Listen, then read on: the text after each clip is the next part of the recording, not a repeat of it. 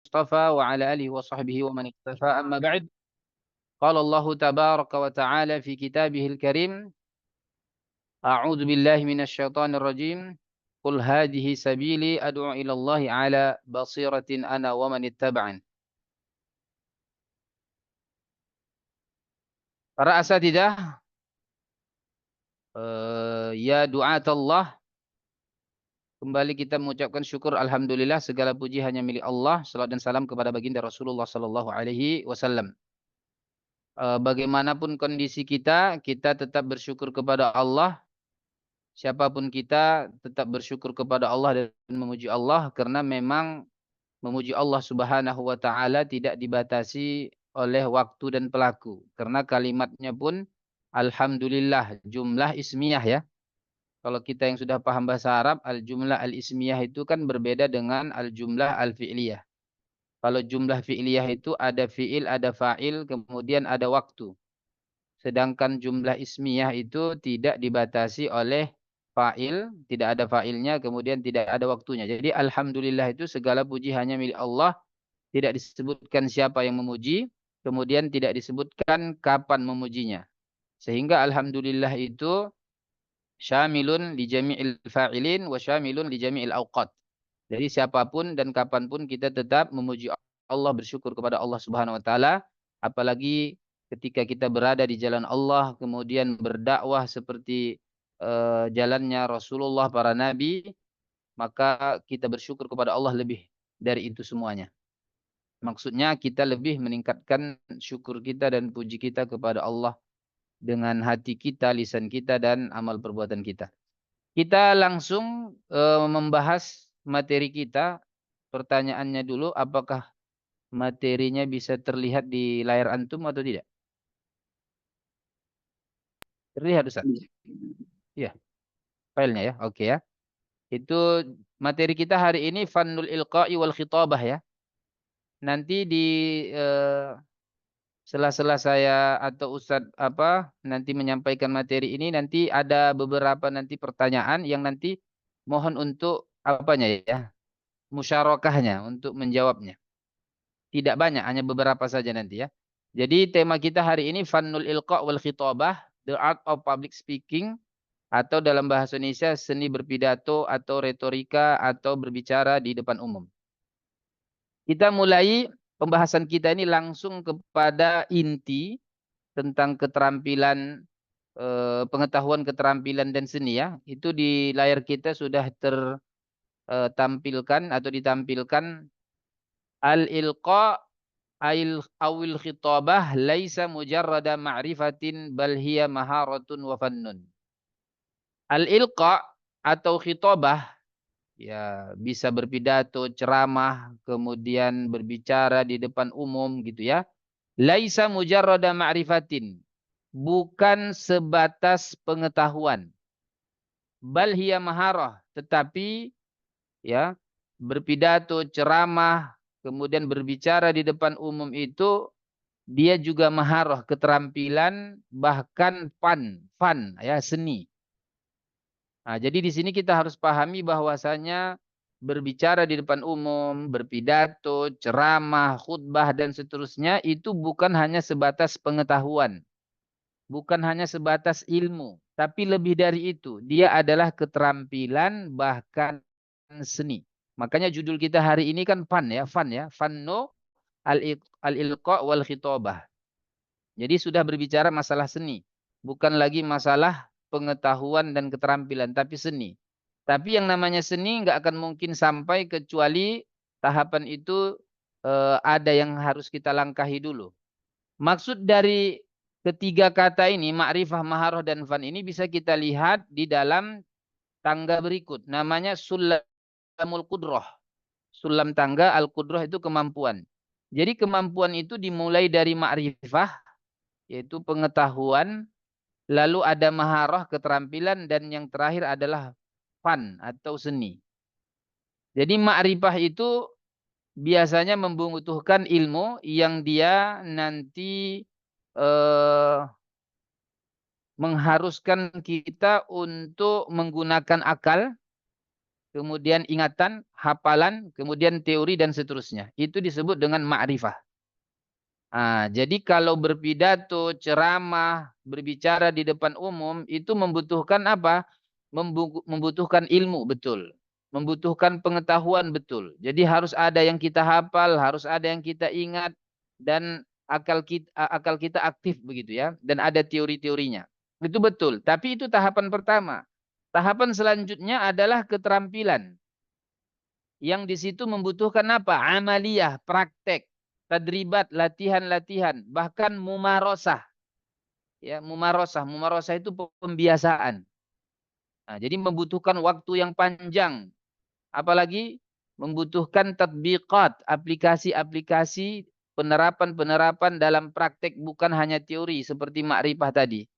Kemudian di atas itu lagi ada namanya fan. Apa itu? Seni. Seni itu membutuhkan apa? Masyair. Harus ada di situ rasa. Kemudian ada ruh, jiwa, awatib juga ya. Kemudian intibaat, yaitu apa? Ada karakter yang muncul di dalam diri kita dan itu sudah dalam bentuk seperti akhlak itu sendiri, seperti karakter ya yang melekat di dalam diri kita. Ya. Jadi seperti inilah tangga kemampuan itu.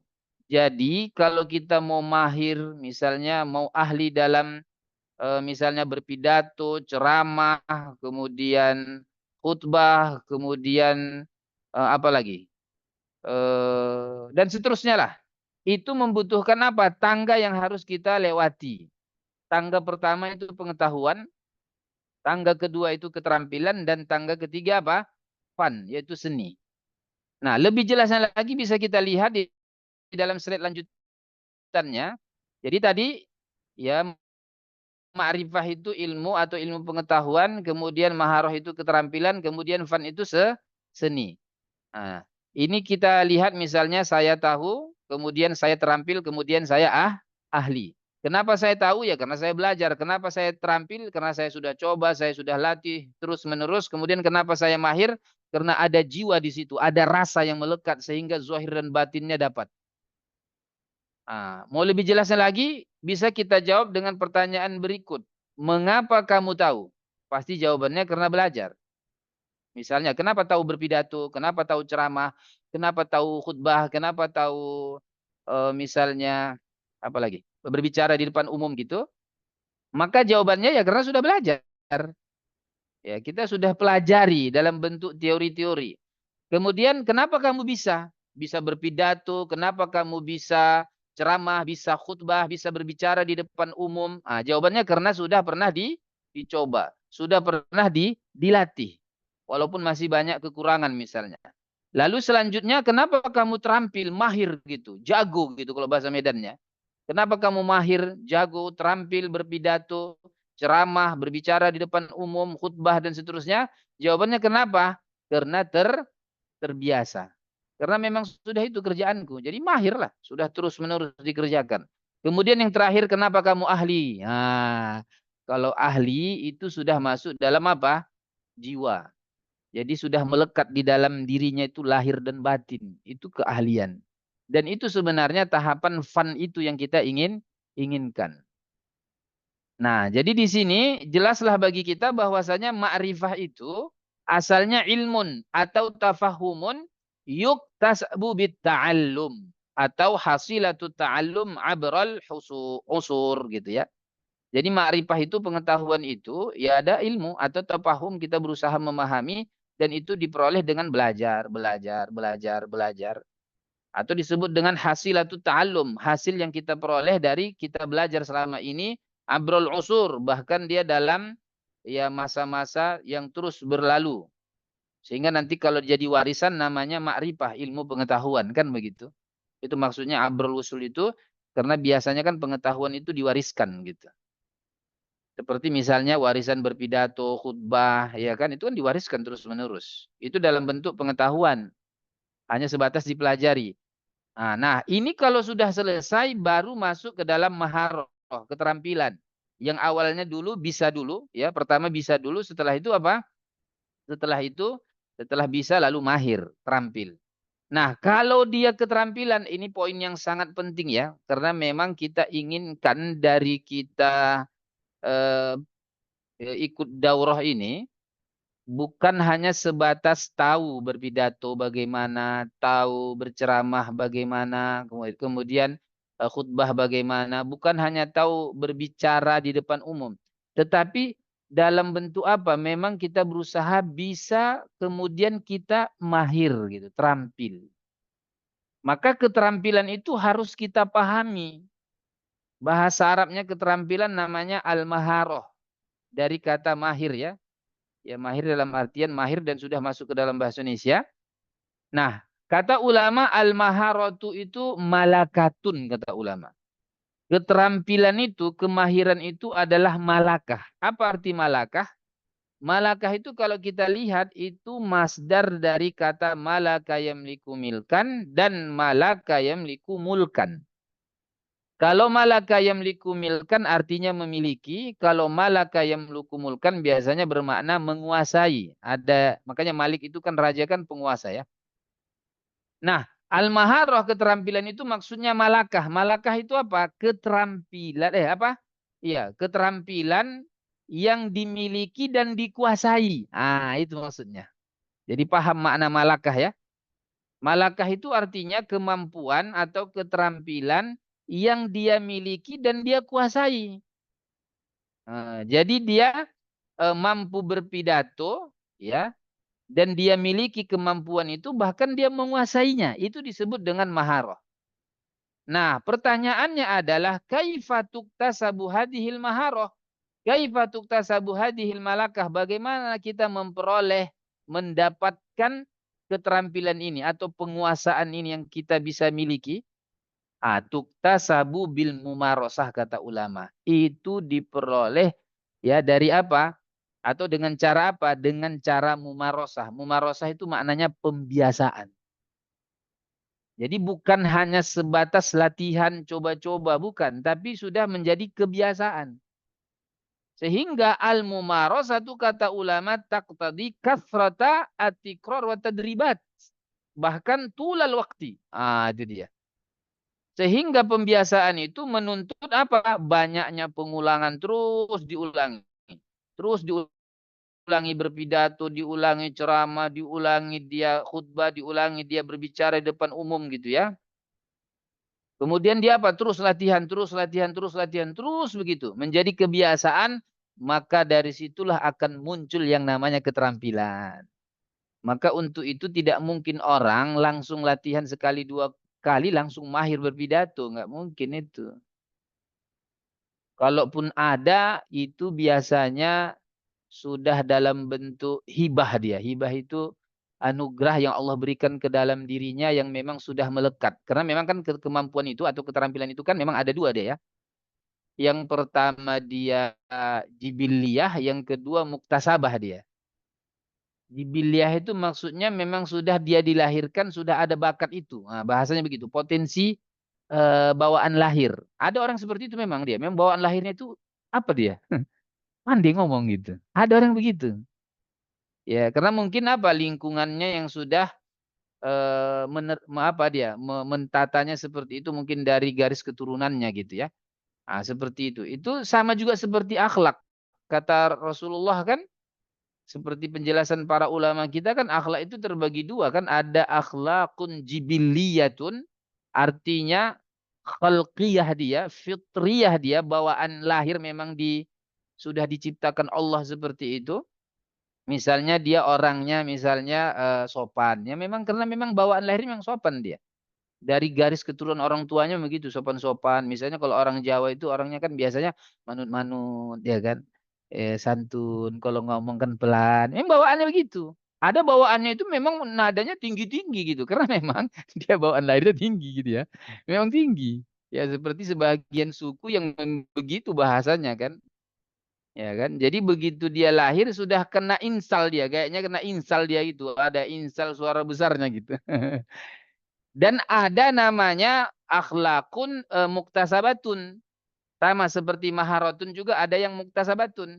Yang dia akhlak dia didapatkan karena apa? Diperoleh dalam bentuk belajar latihan, belajar latihan. Misalnya gini. Dia memang asalnya nggak penyabarnya dia. Dari lahir memang dari keluarga yang pemarah gitu. Tapi karena dia belajar agama, lalu dia eh, tahu sunnah, kemudian dia tahu bagaimana misalnya akhlak yang mulia, lalu dia belajar sabar, kemudian latihan, latihan, lalu dia menjadi penyabar, itu namanya akhlakun muktasabah. Dan dua-duanya ada dalilnya ya. Ada jibiliyah dan ada muktasabah tadi. Ada dalilnya dalam hadis-hadis Nabi juga ada dalilnya ya. Seperti misalnya kalau ada seorang seorang sahabat yang kata Rasulullah begini, Inna fika khoslataini yuhibbuhumallah. Kan gitu dalam hadis yang sahih kan gitu. Kata Rasulullah kepada salah seorang sahabat, sesungguhnya ada dua sifat akhlak yang Allah mencintai keduanya itu yang ada dalam dirimu, kata Rasulullah. Ah. Kemudian apa itu? Jawabannya itu adalah eh, al-hilmu wal anah, kata Rasulullah kan, ya kelembutan, kemudian kehati-hatian. Jadi kamu orangnya lembut, santun, kemudian hati-hati kalau bertindak itu enggak tergesa-gesa. Maka sahabat bertanya, apakah itu memang bawaan lahirku Allah yang menciptakan ada seperti itu? Atau karena aku belajar bersamamu ya Rasulullah, lalu aku lihat orang-orang yang sabar hati-hati lalu aku mendapatkan itu? Maka jawaban Rasulullah, tidak, itu sudah Allah anugerahkan kepadamu. Maka beliau pun, sahabat tadi, memuji Allah karena sudah diberikan dua sifat yang seperti itu yang sudah memang bawaan lahir dia, potensi dalam dirinya, bakat yang sudah ada dalam dirinya. Kemudian ada dalam hadis yang lain kalau misalnya seperti akhlak muktasabah itu yang diperoleh karena belajar, misalnya dalam hadis yang sahih Rasulullah mengatakan man yusabbir man yatasabbar, hadisnya begitu. Man yatasabbar yusabbirhullah gitu ya. Barang siapa yang belajar sabar, dia berusaha supaya sabar, padahal dia nggak sabar, tapi dia belajar sabar, keutamaan orang yang sabar, lalu dia latih dirinya untuk sabar, maka hasilnya apa? Yusabbirullah, Allah akan menyabarkannya. Ah, jadi di sini jelas bahwasanya akhlak itu ada bawaan lahir dan ada akhlak itu yang bisa diperoleh karena belajar. Itulah fungsi dari ilmu agama yang kita pelajari sehingga bisa merubah yang buruk menjadi yang baik. Nah, begitu juga al-maharah. Kenapa kita kaitkan dengan akhlak itu tadi? Ya, karena ada kaitannya dengan apa? Dengan maharah. Karena maharah itu tidak jauh dengan yang namanya akhlak. Karena kalau kita perhatikan akhlak itu kan kalau kita lihat mufradatnya kan dari kata khuluk ya, khuluk. Khuluk. Coba perhatikannya khuluk, khuluk. Khuluk itu kalau kita lihat asal katanya dari khalaqa juga kan. Jadi ada khalaqa yakhluqu khalqan, ada khalaqa yakhluqu khulqan. Jadi antara al-khalqu dengan khuluq itu tidak jauh. Bahkan sampai ulama mengatakan khuluq dalam artian akhlak yang terbaik itu kalau dia sudah melekat menjadi khalqunnya gitu. Kira-kira kalimat ini dipahami nggak ya? Saya ulangi. Khuluq. Khuluq itu kan mufrad, jamaknya kan akhlak, ya. Akhlak yang terbaik itu ketika dia sudah melekat sehingga menjadi khalqun, kata ulama begitu. Makanya akhlak itu bukan kepura-puraan, tapi dia sesuatu yang sudah menjadi hakikat yang di dalam diri kita. Itu betul-betul disebut dengan akhlak. Jadi kepura-puraan itu nggak bisa. Kepura-puraan itu dalam artian berusaha, kalau misalnya maknanya berusaha, itu masih proses belajar. Nah, makanya kata ulama, akhlak itu tidak akan mungkin muncul melekat kecuali dengan latihan. Apa latihannya? Itulah adab. Makanya ada sebagian ulama mengatakan adab itu proses, akhlak itu hasil. Saya ulangi, adab itu proses, akhlak itu hasil. Misalnya begini, supaya kita sabar, maka adabnya apa? Kalau ada musibah, nah gitu dia. Makanya adab itu kan proses. Misalnya adab masuk rumah, adab apa, itu kan proses dia. Sehingga kalau itu sudah terus kita kerjakan terus, lalu lama-lama akan melekat, itulah menjadi akhlak. Seperti misalnya akhlaknya disiplin. Akhlaknya itu dekat kepada Allah gitu kan, sabar, kemudian ikhlas. Akan ikhlas itu termasuk akhlak ya. Sehingga dia harus melekat dan itu sebelum melekat dia, ya lengket dia itu, lengket menjadi mahir terampil begitu, dia membutuhkan apa? Ah, membutuhkan latihan dulu. Terus latihan. Latihan terus, dia apa? Dilatih. Dan latihan itu butuh apa sebelumnya? Ma'rifah tadi yang di awal kita sampaikan tadi. Butuh ilmu dulu dia kan, butuh ilmu, pengetahuan, harus ada yang dipahami konsepnya ikhlas itu apa, lalu kemudian dipraktekkan, dilatih, terus dilatih, dilatih, barulah dia menjadi melekat. Nah, begitu. Dan maharoh itu termasuk yang harus melekat. Nah, gitu. Oke ya. Nah, jadi saya ulangi, al-maharoh itu kata ulama kita adalah malakah. Malakah itu artinya apa tadi? Kemampuan yang dikuasai, yang dimiliki, atau dia kemampuan yang dia miliki dan dia menguasainya. Pertanyaannya, bagaimana kita bisa menemukan maharoh itu? Jawabannya bil mumarasah. Bil mumarasah dengan pembiasaan. Pembiasaan itu kan butuh waktu yang panjang ya, bahkan dalam bentuk kebiasaan. Misalnya gini, saya biasa sarapan pagi. Maksudnya kan tiap hari itu. Kalau misalnya saya sering makan pagi kan beda. Saya apalagi kalau saya jarang makan pagi. Nah, misalnya, kenapa kamu mahir berpidato, ceramah, khutbah? Ya karena memang biasa saya gitu. Berkhutbah, saya sudah terbiasa dengan itu. Bukan kadang-kadang berpidato, kadang-kadang ceramah, kadang-kadang khutbah, enggak. Atau sering, bukan. Tapi apa? Biasa. Sudah menjadi kebiasaan. Nah, begitu ya. Nah, jadi di sini kalau memang nanti pembahasan daurah kita ini dalam bentuk teori, berarti kan butuh praktek ya. Nah, prakteknya insya Allah karena kita dai-dai, insya Allah menjadi mahir, insya Allah ada jalannya gitu loh. Karena memang kita mempraktekkannya itu bahkan menjadi kebiasaan kita, bahkan itu menjadi laporannya kan. Yang harus kita sampaikan. Karena memang keseharian kita seperti itu. Jadi memang betul judul daurah kita ini memang cocoknya ke fun dia memang. Ke seninya. Makanya butuh dia apa?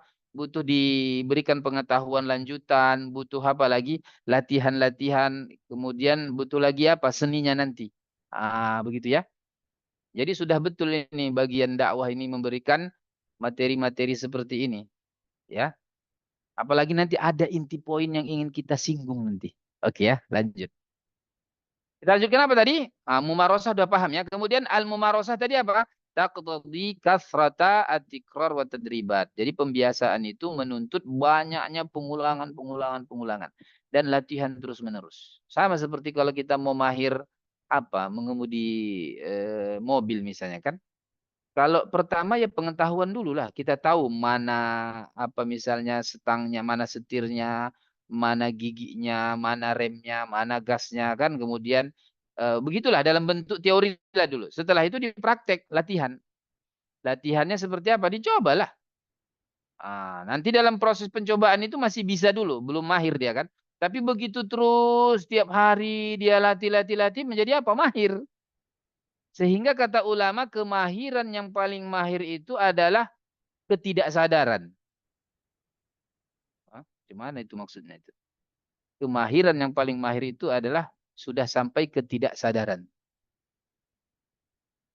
Maksudnya gimana Ustaz? Enggak ngerti. Maksudnya gini. Kalau kita di awal-awal belajar itu, sebelum kita kaitkan dengan pidato, ceramah, dan public speaking, kita kaitkan misalnya seperti mengendarai mobil atau sepeda motor lah. Itu kan di awal kita belajar, itu kan sadar betul kita itu. Saking sadarnya, kita harus fokus mana mana gas, mana rem, mana setir sehingga membuat kita nanti lama-lama capek itu. Makanya di awal-awal ketika kita apa? Ketika kita belajar sepeda motor, belajar nyetir itu kan membuat kita kalau setelah itu capek karena merasa itu gimana ya? Semua harus fokus. Kenapa? Karena terlalu sadar itu. Karena terlalu sadar. Jadi itu yang membuat kita itu apa ya? Banyak mengaktifkan semua peralatan diri kita gitu. Itu yang membuat kita awal belajar begitu. Tapi karena itu nanti sudah menjadi kebiasaan-kebiasaan, jadi otomatis dia. Makanya otomatis itu termasuk ketidaksadaran. Jadi dia sudah otomatis. Jadi kita bahkan sampai misalnya kalau di awal tadi, kalau kita belajar sepeda motor atau misalnya nyupir misalnya ya, belajar itu misalnya. Kalau ada yang menelpon kan di awal-awal nggak berani kita angkat itu. Udah angkatkan dulu, nggak bisa tanganku disetir gitu. Tapi kalau sudah nanti mahir, dia sudah melekat sehingga ada otomatis itulah ketidaksadaran itu sehingga nanti dia bisa langsung apa, ambil telepon, bisa apa gitu, langsung otomatis dia. Jadi memang maharoh itu dari manual menjadi otomatis. Itu maksudnya. Jadi bahasa lain ketidaksadaran itu maksud saya adalah otomatis. Jadi kayaknya sudah nggak perlu lagi dipencet tombol gitu dia. Kalau awal-awalnya harus mencet tombol dia. Di kayaknya kita harus mengontrol diri kita harus melakukan ini, harus melakukan ini. Tapi kalau nanti sudah mahir dia, sudah apa itu? Sudah otomatis dia. Ah, begitu. Begitulah berpidato itu. Begitulah ceramah itu, begitulah khutbah itu dan begitu juga lah public speaking atau berbicara di depan khalayak ramai atau di depan umum. Oke ya. Kita lanjut. Ah, ini yang penting lagi. Ah, ini yang harus saya bilang tadi poin pentingnya. Apa itu alfan? Ini tingkatan yang ketiga. Kalau tadi kan mahir ya. Kalau yang alfan ini sudah menunjuk kepada apa? Sudah kepada seni. Seni itu bagaimana itu? Nah, ini ditampilkan di dalam layar kita itu apa? Kalau alfannu itu sudah masalah ahliyah, keahlian. Ada namanya profesionalitas ya. Yang dia itu tuk tasabu diperoleh dari apa? Bitasghilil masyair. Dia mengaktifkan ada namanya perasaan di situ. Ada jiwa di situ. Jadi bukan hanya raga, tapi jiwa, menjiwai. Kemudian intibaat itu bisa bermakna tabiat yang melekat dalam dirinya. Wal awatib juga sama seperti masyair juga. Kemudian wal ibdaat ada inovasi-inovasi yang baru di situ. Itu namanya alfan, itu namanya seni. Tapi ingat, seni itu harus tahapan ketiga setelah maharoh dan maharoh itu setelah ma'rifah. Jangan sampai kita menggunakan masyair itu tanpa ma'rifah. Itu bisa ta'assub jadinya nanti itu. Bisa fanatik itu nanti yang bawa perasaan tapi tanpa ilmu kan. Nah, jadi maksud kita seni ini memang perasaannya dijiwai tapi setelah melalui tahapan pengetahuan dan keterampilan. Kalau sudah langsung menuju ke fan dia tanpa ada pengetahuan dan keterampilan itu yang membuat nanti salah arah dia. Sehingga nanti orang pandai berpidato tapi bisa menyesatkan begitu dia. Jadi seni menipu orang jadinya kan. Oke. Nah, dari judul kita ini kan fannu ya. Fannul ilqa wal khitabah. Berarti sudah tahapan ketiga dia. Berarti kita sudah sampai kepada masyair yang kita inginkan ya. Oke. Dari sini ada yang ingin saya mau tanyakan kepada antum-antum semua. Ini dia. Nah, jadi ini boleh di apalah? Diaktifkan mikrofonnya ya. Diaktifkan mikrofonnya boleh. Di situ ada di depan kita eh, pertanyaan. Su'alun muhimun jiddan yahtaju ilal jawab. Tapi ila jawabin sahih ya. Apa pertanyaannya di situ? Mada yusamma afdolun nasi kalaman fil Arab. Mada yusamma afdolun nasi ilqaan. Kemudian apa? Khitabatan fil Arab. Apa namanya? Nah, ini kita tunggu beberapa menit untuk menjawabnya. Tapi sebelum menjawabnya itu, saya jelaskan lagi ya. Saya jelaskan lagi. Tadi kan tahapan-tahapan itu dari ma'rifah, kemudian maharoh, kemudian yang terakhir fan ya. Nah, masing-masing kan ada ciri-cirinya ya. Oke, saya ulangi. Kalau ma'rifah itu membutuhkan apa? Membutuhkan ilmu, pengetahuan, teori, harus ada yang dihafal gitu ya. Jadi akalnya betul-betul kita aktifkan. Kalau dia maharoh itu butuh banyak apa? Latihan-latihan yang terus-menerus sehingga menjadi kebiasaan gitu ya. Adapun fun itu yang paling terakhir itu sudah ada apa di situ? Ya seni itu sudah ada di situ apa? Jiwa. Oh, gitu ya. Sudah menjiwai dan sudah ada rasa, kemudian ada perasaan yang luar biasa di situ. Maka pertanyaannya adalah, ini dia. Mada yusamma afdolun nasi kalaman fil Arab. Afdolun nasi apa? Khitabatan atau ilqaan. Maksudnya afdolul mulkin, afdolul khutaba, afdolu al mutakallimin fil Arab namanya apa? Gitu maksudnya gitulah. Mudahnya begitu. Oke. Siapa yang mau menjawab? Dipersilahkan. Silakan Ustaz, siapa yang mau menjawab? Enggak apa-apa yang namanya apa kan? Soal jawab ini bukan ujian ya, bukan ujian. Kira-kira ada yang mau menjawabnya? Silakan Ustaz ya, kita tunggu. Saya biar minum dulu.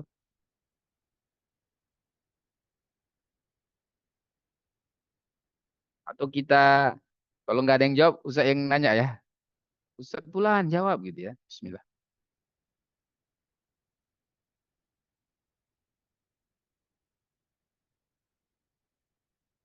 Orang kalau udah belajar apa, belajar balaghah, belajar adab bisa jawabnya ini. Oke, itu udah ada bocorannya ya jawabannya. Oke. Siapa yang mau menjawab Ustaz? Atau Ustadz Miswal Kirom yang apa? Yang memerintahkan apa? Memilih maksudnya liyakhtar wahidan min Kalamun du'atihi. jamil. Oke, siapa yang mau jawab? Lupa-lupa kalimat Arabnya, Ustaz. Tapi bahasa Indonesia masih agak ingat-ingat, Ustaz. Ah, enggak apa-apa, la ba'sa, tafadhol. Dia perkataan yang indah, yang mudah dipahami, jelas maknanya, jelas kalimatnya. Pokoknya gitu-gitulah, Ustaz, ujung-ujungnya. Oke. Ada di Ya. pelajaran adab dulu, Itu ingat, Bang Antum. perkataannya. Kalau orangnya disebut? Orangnya disebut? Izin, Ustaz. Mungkin sastrawan, Ustaz. Oh, sastrawan. Berarti bahasa Arabnya adib ya? Iya, adib. Mumtaz. Mumtaz. Jawaban akhir. Itu bisa. Jawaban akhir. Penyair, Ustaz. Syair ya. Masya Allah. Mumtaz. Oke. Yang lain satu lagi. Satu lagi. Ada 3 jawaban kita itu. Tadi adib ya. Adib. Sastrawan. Adib. Oke. Yang kedua ada syair. Mumtaz jiddan. Itu yang nomor 1. Balighan. Kalau ahsanta. Balighan. Balighan. Oke. Maka selanjutnya slide selanjutnya jawabannya apa tadi? Baligh, syair dan adib. Masya Allah, berarti dai-dai kita udah mahir-mahir ini, jawabnya bisa. Yang pertama baligh, yang kedua syair, yang ketiga adib. Pertanyaannya kok itu jawabannya ya kan? 5 aja. Kenapa baligh, kenapa syair, kenapa adib? Nah, kalau kita paham ilmu sorof ya kan? Misalnya kita ambil satu aja kata syair. Syair itu isim fa'il dari sya'ara yash'uru syu'uran. Apa arti sya'ara yash'uru syu'uran?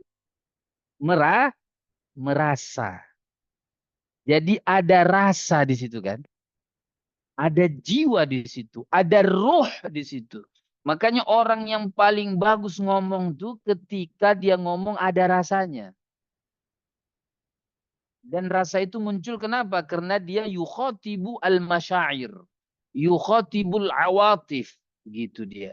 Yukhatibul intiba'at. Yukhatibul fitrah. Begitu. Yukhatibul uqul. Yang nanti akalnya menggerakkan kepada hatinya. Yukhatibul qulub. Begitu maksudnya. Oke ya. Jadi itu dia. Makanya orang yang paling jago ngomong itu syair. Di orang Arab namanya syair. Jamaknya syu'ara. Atau baligh. Jamaknya bulagha. Karena baligh itu apa artinya? Dari kata balagho artinya sampai. Maksudnya apa? Omongannya itu sampai kepada pendengar. Kenapa bisa sampai? Karena ada taksir di situ. Ada pengaruh, ada efek. Dan itu biasanya lebih kepada apa? Rasa dalam bentuk jiwa, dalam bentuk syu'ur gitu. Apalagi adib. Adib juga begitu kan? Kalau kita lihat asal usul kata adab itu kan sesuatu yang sudah apa ya? Yang kita dakwahkan dan kita sudah melaksanakannya itu namanya adib. Kalau kita lihat dari sisi bahasa, adaba itu kan bermakna dakwah dia secara bahasa.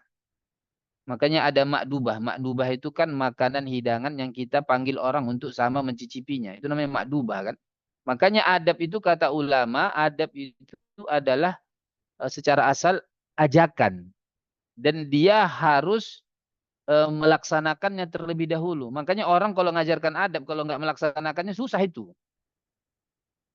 Susah. Misal kalau ada orang mengajarkan tentang adab apa misalnya. Adab sopan santun, mengajarkan tentang akhlak misalnya begitu. Kalau dia tidak menerapkannya terlebih dahulu, itu susah. Makanya cara terbaik mengajarkan akhlak adalah keteladanan. Kenapa? Karena keteladanan itu sudah melekat dulu baru diajarkan. Bahkan tanpa dia ngomong saja, orang yang sudah memiliki adab sopan santun akhlak yang mulia kalau sudah melekat dalam dirinya sehingga dia menjadi contoh teladan, enggak usah pun dia omongkan, orang udah ngikut itu. Itulah namanya adab. Karena dia sudah berbentuk dakwah. Seperti makanan yang dihidangkan. Yang namanya makanan, nggak usah ngajak orang pun datang itu. Karena memang sudah asalnya makanan itu memang mengundang dia. Gitu dia. Oke ya, paham ya.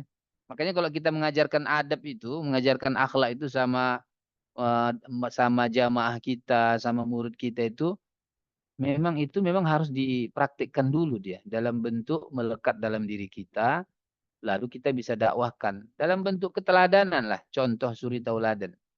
Dan itu kan makom yang terakhir itu, makom yang terakhir. Kalau kita misalnya baca dalam surah Al-Asr itu kan orang yang beruntung kan 4 itu ya. Beruntung kan 4 kan illal ladzina amanu wa amilus solihat, kemudian wa tawasau bil haq. Baru terakhir kan sabar ya. Di situ kata ulama illal ladzina amanu itu ma'rifah, itu ilmu itu. Itu ilmu itu. Itu tadi tahapan satu ilmu. Yang kedua wa amilus solihat itu maharah itu. Maharah itu. Kemudian watawasau bil haq. Nah, itu mewasiatkan itu kan dalam bentuk dakwah yang kita kerjakan sekarang inilah. Nah, itu butuh apa? Butuh fun itu, butuh seni itu. Seni, ngadapin orang tuh butuh seni. Ngadapi misalnya kalau anak muda ngomongnya gimana? Kalau sama orang tua ngomongnya gimana? Kalau sama anak-anak gimana gitu. Itu yang mengharuskan kita itu memang harus belajar seni kalau jadi dai itu. Memang harus belajar seni kita. Ada saatnya kita harus tegas gitu kan. Ada saatnya kita harus apa ya? Istilahnya tanazul sedikit gitu. Tapi jangan sampai keluar dari jalur ya, nggak boleh juga. Misalnya berbohong, menipu nggak boleh lah kan. Sampai terjun kepada yang haram nggak boleh. Itu namanya seni. Itu namanya watawasau bil hak. Kemudian semua itu membutuhkan apa? Sabar. Sabar itu ya pasti itu udah istiqomah sampai hasil akhir dan maksudnya dia sampai kepada tujuan akhir. Begitu ya. Oke, Masya Allah hari ini pembahasan kita luar biasa ya.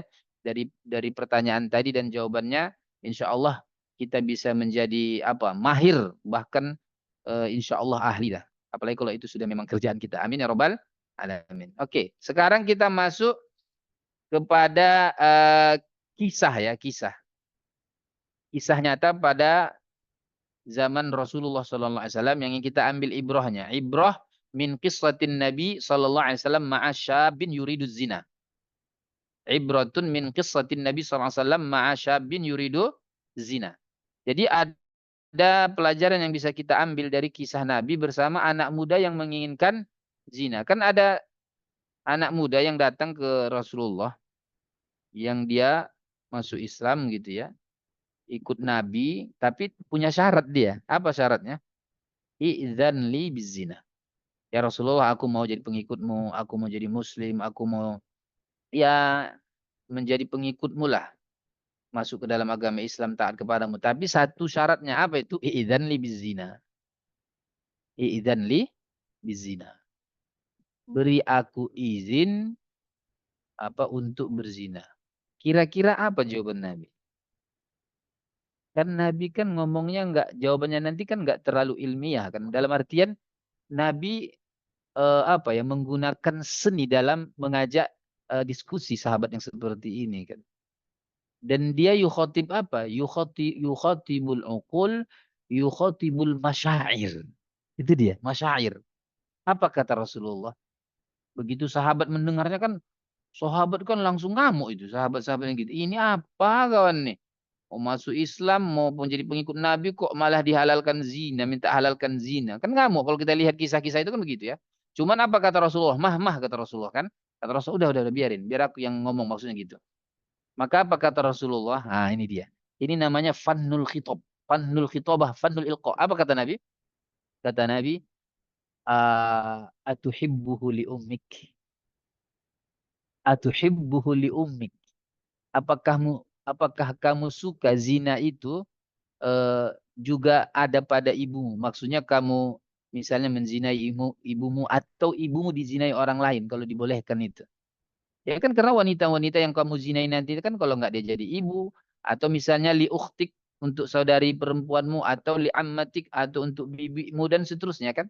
Apa yang terjadi setelah itu? Maka sahabat pun langsung apa dia? Merasa Zina itu sesuatu yang dia paling benci. Kan begitu hasil akhir dari dialog itu kan. Itu menunjukkan apa? Menunjukkan kalau kita menjadi dai itu, dia harus memiliki seni dalam menyampaikan. Ada saatnya kita berbicara ilmiah betul. Kalau Allah, kalau Rasul. Kalau kita di apa dibenturkan dengan kisah itu, misalnya kalau ada anak muda yang bilang begitu, kalau kita nggak tahu misalnya apa namanya, tidak tahu sejarah Nabi yang seperti ini, kisah Nabi yang seperti ini, mungkin la haram. Kalau Allah Taala kan begitu dia, ilmiah dia langsung kan. Kalau Allah Taala wala taqrabuz zina, misalnya begitu kan. Yang seperti itu ada saatnya, tentu itu bagi orang-orang yang membutuhkan dalil dia. Tapi ada orang-orang yang tidak seperti itu, yang dia harus yukhotibul masyair. Nah, itu dia contohnya. Jadi ini kita ambil kisah ini untuk menegaskan bahwasanya memang berdakwah, berceramah, pidato, berbicara di depan umum itu memang butuh apa? Butuh masyair, butuh rasa. Makanya orang yang paling pandai ngomong itu kalau bisa membuat kita terasa kan. Iyalah. Misalnya kalau ada khutbah itu, kalau memang sedih sampai kita menangis. Kan begitu dia. Kalau dia berbicara tentang kebahagiaan, kesenangan, kita bisa ikut tertawa, senyum gitu kan.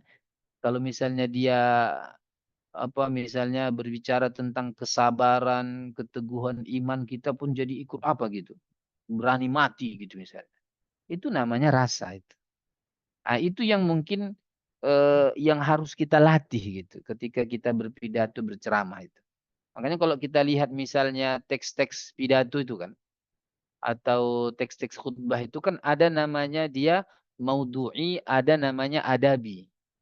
Maudhu'i itu dia dalam bentuk objektif ilmiah misalnya. Kalau adabi itu sudah ke dalam sastra yang memang dia bawanya ke perasaan gitu. Bahasa lainnya beginilah, bahasa lainnya gini. Misalnya Ustadz A'agim misalnya. Itu kalau kita perhatikan model dia itu ceramah kan model yang kedua kan. Yang dia lebih kepada apa ya, nyari-nyari perasaan orang gitu kan. Kalau ilmiahnya kurang ilmiah. Tapi kalau orang-orang ustadz kita salafi itu luar biasa ilmiah kalau ngomong itu kan. Qala Allah, qala Rasul, qala ulama, ijma' ulama, kan begitu dia. Sehingga pengikutnya pun ilmiah tapi kurang rasa. Ya begitu. Makanya dia kurang rasa. Makanya jamaah-jamaah sebahagian saya bilang, sebahagian orang salafi itu kurang rasa dia. Memang kurang rasa. Sehingga nanti bersama pun kurang rasa. Memang kurang rasa, itu jelas itu. Karena terbiasa dengan ilmiah. Dan itu baik, baik. Tapi jangan terus-terus seperti itu. Itu yang membuat nanti ketika dia bertemu dengan keluarganya, main apa aja, pukul aja dia jadinya. Kalau Allah, gini kata Allah gitu. Padahal dia harus dengan lembut, dengan membawa apa, masyairnya. Gimana kalau seorang ayah itu kan kalau diceramahi anaknya gimana coba. Kan durhaka itu. Jadi arah ke situ yang ingin kita bawa umat sekarang itu. Karena ilmiahnya insya Allah kita ilmiah kok. Saya yakin ustaz-ustaz kita, dai-dai kita ilmiah. Saya yakin itu. Cuman ada saatnya kita masuk ke apa? Ke teks-teks adabi gitu. Kalau menyampaikan itu kita ikutkan apanya? Apanya fitrah mereka, perasaan mereka, akalnya gitu. Begitu dia. Kalau ilmiahnya saya yakin, ilmiah itu yakin saya, yakin. Karena kalau kita berbicara kan harus dengan dalil. Itu pasti. Tapi yang kita masih kekurangannya di situnya. Itu yang makanya agak kaku dia. Sebagian jamaah kita itu kaku dia. Kayak robot gitu terus kurang perasaan gitu dia. Nah, tapi sebaliknya orang yang kalau ceramah ustadznya lebih kepada perasaan, lebih kepada emosional, kadang-kadang nggak ilmiah. Yang sesat pun ikuti. Ya kan? Yang sesat pun diikuti. Nah, itu salahnya nih gitu. Nah, jadi sebaiknya ya setelah ma'rifah, maharoh baru setelahnya fun. Oke, terlalu panjang mukaddimah kita ini. Sebenarnya masih mukaddimah ini. Oke, nggak apa-apa. Saya rasa ini udah pas sekali mukaddimahnya. Sekarang kita masuk kepada apa tadi? Bagaimana mendapatkan taksir itu bisa kita lihat misalnya pengaruh itu bagaimana memberikan pengaruh kepada orang biasanya itu yudzakir al-fitrah, membawa seseorang dan mengingatkannya kepada fitrah. Ya misalnya kalau berbakti kepada orang tua itu jangan hanya misalnya membahas masalah kalau Allah, kalau Rasul, kalau ulama. Tapi diapakan di situ? Dibawakan kepada fitrahnya. Bagaimana seorang misalnya ibu yang melahirkan anaknya dari semenjak kecil dia berjuang mati-matian, bahkan kalau sakit misalnya dia rela mengorbankan semuanya demi anaknya sehat. Tapi begitu anaknya besar durhaka sama dia. Ah itu jadi dibawa ke situ dia. Memang betul juga kita buatkan dalilnya kalau Allah, kalau Rasul itu betul gitu. Tapi adalah arahnya ke situ. Itu yang membuat orang yang mendengar itu langsung apa dia luluh dia karena bawaan fitrahnya begitu. Karena apalagi kalau dia punya anak. Ya kalau dia masih anak muda belum punya anak mungkin ya kurang terasa itu biasanya. Oke, kemudian apa? Yukhatibul uqul. Dia ada logika-logika yang harus kita pahamkan. Kemudian yuwafiq lil waqi. Biasanya kalau kita berbicara sesuai dengan realita, fakta, itu biasanya berkesan dia. Misalnya, masalah poligami misalnya. Kita berbicara masalah poligami, misalnya kan.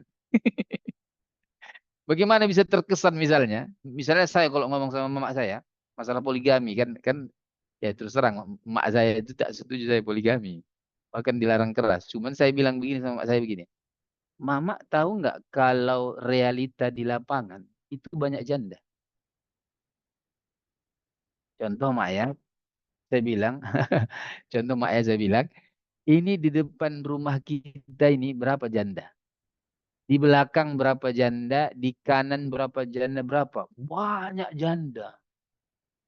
Pertanyaannya siapa yang memperjuangkan mereka itu?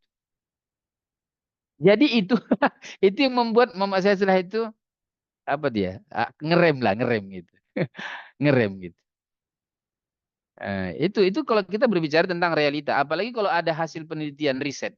Riset mengatakan, wah itu biasanya berkesan itu, apalagi orang-orang yang ilmiah orangnya kan, itu langsung dia kalau kita khutbah Jumat begitu, menurut penelitian atau misalnya menurut data statistik pemerintah tahun sekian gitu kan, bahwasanya misalnya perceraian kasus perceraian gitu kan, sehingga kita berbicara tentang pernikahan dan pentingnya untuk belajar tentang berkeluarga itu, jadi mereka oh iya berarti gitu.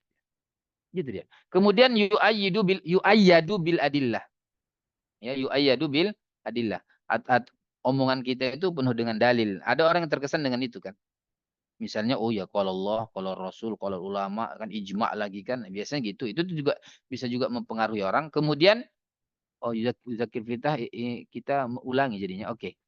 Lanjutnya yalmasul masyair itu dia ya. Memang dia kalau ngomong itu kita sentuh perasaan mereka.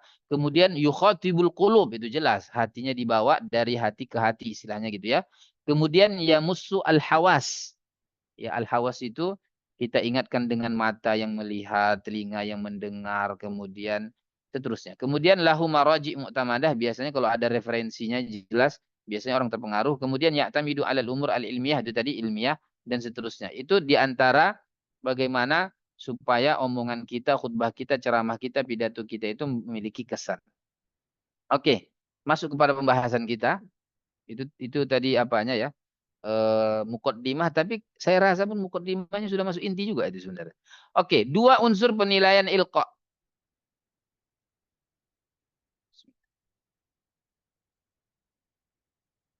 Dua unsur penilaian ilqa. Maksudnya kalau ada orang yang ilqa, maksudnya berpidato, ceramah, berbicara depan umum, khutbah begitu, maksudnya itu ya.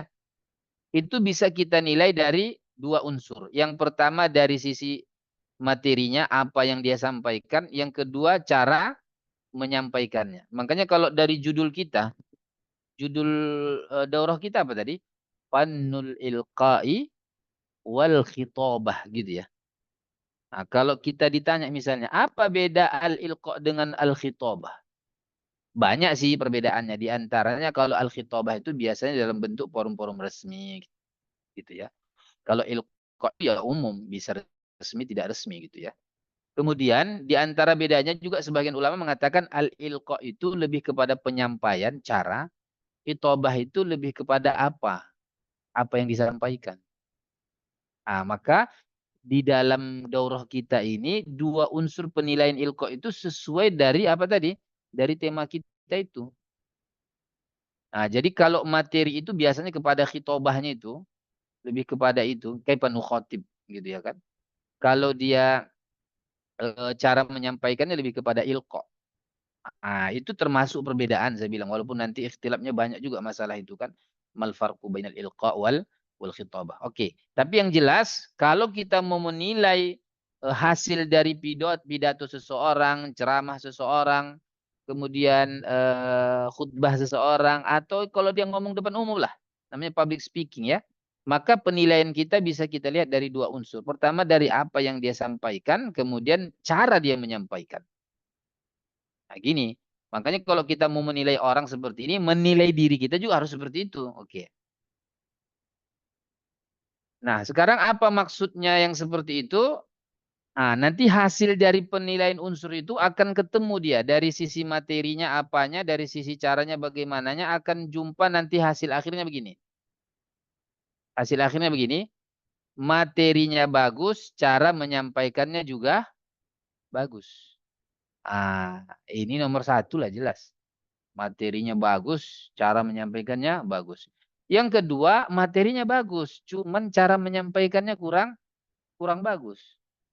Ya kan, ada sebagian ustadz-ustadz kita itu kalau materinya luar biasa ilmiah, luar biasa, hafal dalil beliau, hafal hadis, hafal qaulus sahabah, hafal ijma gitu, hafal kitab, hafal matan. Tapi begitu beliau ngajari kita, ya biasa aja gitu. Sehingga kalau orang yang tidak cinta ilmu mungkin tak suka ikut ceramah beliau gitu. Tak suka gitu. Tapi orang-orang yang cinta pasti ikut gitu. Gitu. Tapi itu ya ada tempatnya juga lah itu. Bagi orang-orang yang serius belajar cocok ustaz-ustaz yang begitu itu. Tapi bagi mereka orang awam nggak cocok begitu itu. Namanya orang awam belajarnya pun malas. Oke, yang ketiga, ada materinya nggak bagus. Biasanya materinya. Atau memang nggak bagus. Cuman cara menyampaikannya bagus. Ini ya sebahagian para dai, sebahagian di Indonesia maksudnya, bukan dai kita maksudnya. Ada yang seperti ini dia. Nggak bagus materinya. Tawa-tawa aja gitu. Tapi orang suka gitu. Kenapa? Cara penyampaiannya gitu. Padahal secara ilmiah nggak ilmiah yang disampaikannya. Bahkan ada kadang-kadang hadis doib, hadis palsu. Tapi orang ketawa ketiwi dibuatnya suka jadinya. Diundang terus. Musibah juga ya kan. Oke lanjut. Yang keempat apa? Ini parah nih. Merah nih bahkan. Merah semerah-merahnya. Materi udah nggak bagus, cara menyampaikannya nggak bagus, larilah jamaah, lari pendengar. Oke ya, lanjut. Ah, tiga cara menyiapkan materi. Jadi kalau kita yang tadi kan masalah materi, kalau menyiapkan materi gimana Ustaz? Materi pidato, materi ceramah, materi khutbah, atau kalau mau ngomong sama orang jadi MC dan seterusnya, gimana Ustaz cara menyiapkannya Ustaz? Yang pertama ada pilkada, yang kedua ATM, yang ketiga ada BSA ya. Pilkada itu pilih khutbah yang ada, pilih teks yang ada. Gak usah buat. Kan ada sudah buku-buku khutbah dalam setahun itu. Kan ada. Atau ada biasanya apa dia? Koleksi misalnya pidato nasional. Misalnya ada koleksi yang memang dia sudah dilombakan juara gitu. Ada itu kok. Atau memang ada tim yang membuat khutbah itu, pidato itu, atau buku-buku yang sudah mengkoleksi itu. Jadi kan mudah tuh, tinggal kita sesuaikan saja. Itu ya, itu biasanya tahapan awalnya itu orang-orang yang belajar itu. Kan tadi tahapannya tiga kan, ma'rifah, maharoh, dan fan ya. Kalau yang pertama yang masih ma'rifah, ma'rifah lah itu. Tapi bukan ma'rifah ilmu tarekat ya. Itu lain lagi itu ceritanya. Oke, jadi pilkada, pilih khutbah yang ada. Nggak usah buat. Misalnya kalau kita kalau nggak salah di bagian dakwah itu ada namanya kumpulan khutbah setahun, ya kan? Ya, ada kan? Ada. Kumpulan khutbah setahun. Nah, itu ambil aja itu. Nah, itu dalam proses belajarnya itu masih belum biasa. Biasanya kita kalau masih mahasiswa begitunya kerjaan kita itu. Dulu juga begitunya. Ustadz, ada khutbah Ustadz, boleh minta gitu dia. Saya pun dulu begitunya. Kemudian yang kedua ATM. Kalau ATM itu ambil tiru modifikasi. Kita ambil khutbah yang ada, kita tiru, tapi adalah perubahan-perubahan yang mungkin nggak cocok kita rubah atau kita tambahi. Kemudian yang terakhir, nah ini kalau udah jago dia, udah udah mahir betulan, ini BSA, buat sendiri aja. Itu biasanya yang sudah mahir-mahir. Ah, ini cara cepat ya untuk menyiapkan materi jalan tolnya.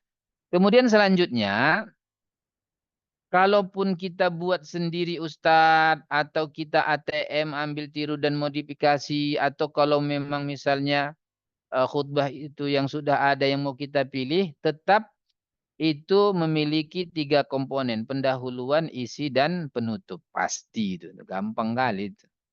Ada pendahuluan, ada isi, ada penutup. Dan sebaiknya pendahuluan itu dalam bentuk iftitah. Kalau kita belajar Fanul Ilqa dan Khitabah. Dulu kan kita belajarnya sama Syekh Muhammad bin Abdullah Al-Habdan ya. Beliau pernah menyampaikan isi daurah seperti ini juga.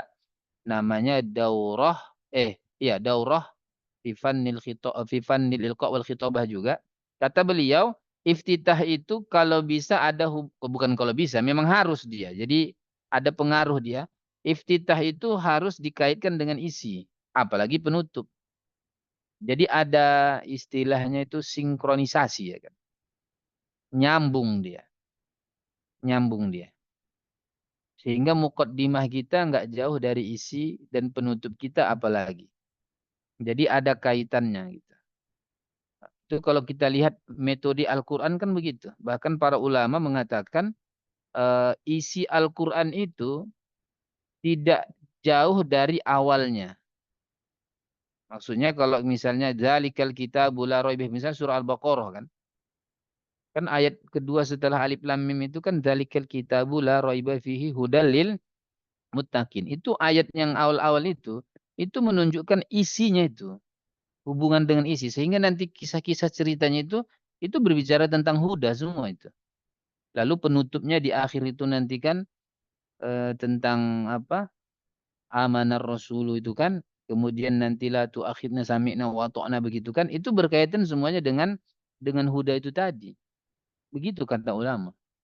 Jadi kalau mau berkesan apa kita itu, pidato kita, khutbah kita, ceramah kita, atau berbicara di depan umum apapun itu, maka antara muqaddimah itu dikaitkan dengan isi. Saya pernah buat teks pidato pidato lomba nasional di Al-Faqih. Kan ada murid Al-Faqih itu kan kemarin kan juara provinsi ya. Alhamdulillah juara provinsi. Kan teksnya saya buatkan itu. Kemudian masuk nasional. Masuk nasional saya buatkan teksnya lagi yang lain. Yang saya yakin kalau dia pidato bagus kalau isinya itu dia sampaikan, karena kan materi mereka buat ya. Maksudnya apa? Tema mereka buat, temanya tentang ini, tapi kan isinya kita itu. Itu saya susunkan materinya, isinya bagaimana. Saya yakin kalau dia misalnya betul cara menyampaikannya pasti juara 1 nasional. Itu betul-betul. Waktu itu saya nyusunnya itu penuh dengan penghayatan, butuh dengan apa itu kemarin itu. Karena kan masuk nasional dia kan. Tapi apa yang terjadi? Ada sesuatu kekesalan dalam hati awaknya. Apa itu? Tak diizinkan dia lomba. Dikarenakan waktu lomba nasional itu kan sudah masuk masuk kuliah. Jadi masuk kuliah izin untuk ikut lomba nggak diizinkan sama perguruan tingginya. Karena kan kalau lomba itu kan nggak sehari 2 hari kan butuh waktu panjang dia. Nah, makanya begitu dia. Nah, tapi ada teksnya. Kalau nanti boleh nanti kita sharing, saya sharing itu nanti teksnya, pidatonya itu. Di situ saya buatkan mukaddimahnya itu ada kaitannya dengan isi. Masya Allah ya. Sampai-sampai dewan juri yang di Sumatera Utara ketika melihat kan teks itu harus harus dituliskan itu.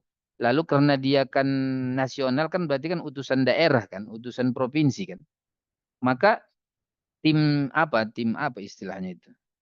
Tim pemandu atau yang apa istilahnya? Yang membimbing lah, yang membimbing untuk masuk ke nasional itu kan mereka harus melatih kemudian memastikan teksnya bagus atau tidak. Ah itu kan saya kasih tuh dibaca mereka sampai pertanyaannya begini, ini teks ini siapa yang buat ini gitu? Jadi teks ini siapa yang buat? Nah, itu nggak salah. Itu waktu itu Ustadz Ketua MUI Serdang yang bilang itu. Ini siapa yang membuat teks ini? Gitu. Ini teks ini kalau memang betul bagus menyampaikannya pasti juara satu nasional katanya. Karena memang ketika saya menyusun teksnya itu luar biasa. Oh, berapa hari menyusun teksnya itu kan? Dengan membawa kamus semua begitu. Kamus kita buka begitu kan? Nah itu. Nanti ada saya bisa sharekan apanya. Oke, yang jelas masalah pendahuluan itu ada kaitan dengan isi, apalagi penutup. Oke, lanjut. Nah, kalau masalah isi bagaimana Ustadz? Masalah isi jangan lupa 8 komponen yang harus diperhatikan ya. Pertama masalah tujuan harus jelas, biasanya sesuai dengan tema. Dan di antara tujuan itu ada namanya niat ya. Itu harus pasti kita masukkan di situ. Ada keikhlasan di dalamnya. Kemudian yang kedua, pemilihan judul itu harus kita pastikan cocok. Kemudian waktu dan tempatnya harus kita perhatikan, kondisi jamaah juga, bahasanya juga.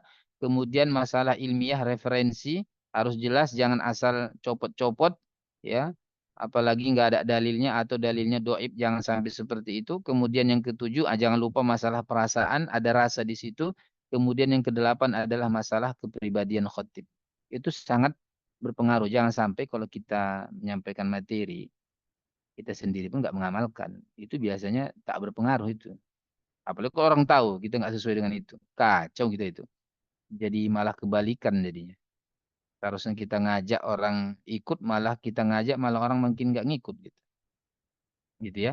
Jadi ini prinsip ini harus 8 komponen ini harus kita bawa namanya prinsip hikmah. Hikmah itu bijaksana dan bijaksana itu di antara maknanya adalah penyesuaian. Jadi ada kaitannya semua ini. Jadi saling berkaitan. Misalnya gini, tujuan itu ya nggak jauh lah dari diri kita gitu kan. Itu pastilah itu. Nomor dua dulu misalnya pemilihan judul. Misalnya judul itu harus sesuaikan dengan waktu, dengan tempat, kondisi jamaah, kemudian bahasanya juga, ilmiahnya, kemudian perasaannya, kepribadian. Maksudnya begitu. Jadi ini saling berkaitan. Sebentar ya, agak terlalu capek ngomongnya sudah ini. Agak dibalap kali ngomong.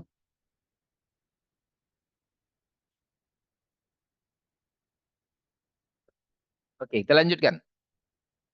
Nah, ini udah muter-muter karena dia berhubungan jadi begitu dia. Lanjut, ini yang terakhir ya. To the point aja nih ya. Sudah berapa menit bisa ngomong?